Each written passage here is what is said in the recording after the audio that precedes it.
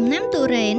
ជាដំណាំមួយដែលទាមទារលក្ខខណ្ឌដាំដុះខ្ពស់ដោយឡែកនៅតំបន់ថ្មដាស្រុកវាលវែងជាតំបន់ភ្នំមានអាកាសធាតុភ្លៀងធ្លាក់ញឹកញាប់ឬក្តៅខ្លាំងធ្វើឲ្យអ្នកផលិតទុរេនមានផលពិបាកជាងតំបន់នានាតែទោះជាយ៉ាងណាក៏ដោយនៅពេលនេះអ្នកផលិតទុរេនតំបន់ថ្មដាទទួលបានជោគជ័យយ៉ាងខ្លាំង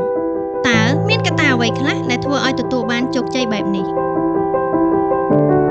ជាការពិតណាស់ដើម្បីបង្ហាញនូវភាពជោគជ័យទាំងនេះនៅថ្ងៃទី11ខែមិថុនាឆ្នាំ2025ក្រុមហ៊ុន UT Crop Protection បានរៀបចំកម្មវិធីទស្សនាចម្ការបង្ហាញបច្ចេកទេសដំណាំទុរេនជាលើកទី2នៅភូមិកណ្ដាលឃុំថ្មដាស្រុកវាលវែងខេត្តពោធិ៍សាត់ក្នុងគោលបំណងឲ្យអ្នកដាំទុរេននិងអ្នកដាំទុរេនផ្លាស់ប្ដូរនូវបទពិសោធន៍គ្នាទៅវិញទៅមកដើម្បីទទួលបានជោគជ័យក្នុងការដាំដុះទុរេនទាំងផ្លែទាំងគុណភាពនិងសុខភាពដើមទុរេនដែលជាចក្ខុវិស័យដ៏វែងឆ្ងាយរបស់ក្រុមហ៊ុន UT Crop Protection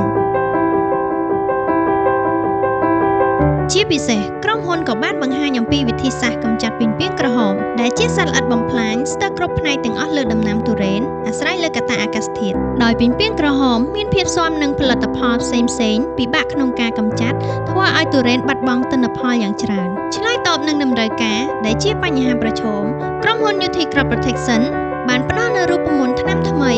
ពីររួមបញ្ចូលគ្នាតែមួយតាមបច្ចេកវិទ្យាថ្មីសម្រាប់បានទាំងមេសម្រាប់បានទាំងពងដោយមានប្រសិទ្ធភាពលើសពី1ខែអញ្ចឹងលក្ខណៈពិសេសរបស់ UT ពីពេលទូទៅបាទគឺវាមិនមែនត្រឹមតែសម្រាប់ទៅលើមេពូជបាទមេបាឬក៏ពីពេលតែការហើយទេបាទវាមានអត្ថប្រយោជន៍ក្នុងការឃុំកងបាទឃុំកងពីពេលនេះទៀតអញ្ចឹងវាន័យថាអានេះបាទន័យថា UT ពីពេលទូទៅសម្រាប់ដាច់ពូជទៀតបាទសម្រាប់ទាំងមេសម្រាប់ទាំងពងទៀតមួយខាងគឺមានទឹកជាតាមខ្ញុំបាននេះគេគ្រាន់តែតែឡើយទៅឃើញណាគឺថាបាននេះក៏បានយូរដែរទៅខែទៅ2ខែហើយដល់ណា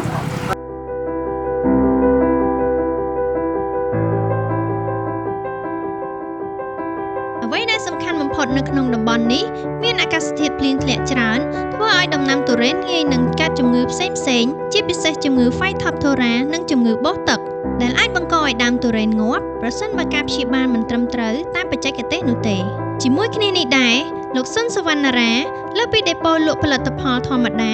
លោកក៏ជាអ្នកជំនាញបច្ចេកទេសលើដំណាំទុរេនជាច្រើនឆ្នាំផងដែរហើយលោកក៏បានចែករំលែកអំពីវិធីសាស្ត្រព្យាបាលជំងឺ Phytophthora និងជំងឺបោសទឹកដែលបានអនុវត្តជាមួយក្រុមហ៊ុនទទួលបានជោគជ័យកន្លងមកទៅអ្នកចូលរួមប្រកបដោយភាពជឿជាក់និងមានទំនុកចិត្តខ្ពស់កន្លងមកតំបន់យើង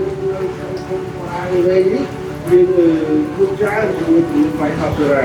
អង្គការទៅលើផ្លែនេះជាពិសេសគឺលើតែលើគល់ព្រោះមួយតែហ្នឹងគឺកន្លងមកនៅតំបន់យើងនេះមានងាប់ច្រើនតែដល់បច្ចុប្បន្ននេះគឺបានស្វែងរកចំណុចមួយចំនួនដែលអាចកែសម្រួលបានទាំងអស់ដែលយើងបានអាចថាលើកភាពដែរហើយជំងឺPhytophthoraនេះទីទូទៅយើងប្រើផលិតផលសម្រាប់លាបព្យាបាលវាយើងនិយាយអំពីជើងក្រោមមុនគឺយើងព្យាបាលការសម្លាប់Phytophthoraគឺទូទៅយើងចាប់ទៅលើជំងឺរោយមុខបាទជំងឺរោយមុខយើងបូកជាមួយនឹងឫសគល់168ហើយអានេះគឺឆ្នាំយកទៅ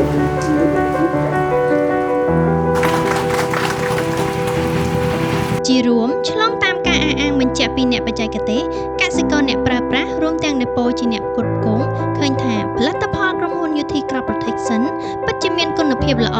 ដែលអាចទាក់ទាញអ្នកប្រើប្រាស់ដែលធ្លាប់ប្រើផលិតផលខុសច្បាប់មកប្រើផលិតផល UT Crop Protection វិញប្រកបដោយភាពជឿជាក់ជាក់ស្ដែងនៅតំបន់ថ្មដានេះទាំងកសិករទាំងដេប៉ូក្រោយពីបានសហការជាមួយក្រុមហ៊ុន UT Crop Protection ធ្វើឲ្យដំណាំទុរេននៅស្រុកវាលវែងទទួលបានទិន្នផលខ្ពស់រីឯផ្លែទុរេនក៏មានគុណភាពល្អស្របតាមតម្រូវការទីផ្សារប្រកបដោយនិរន្តរភាព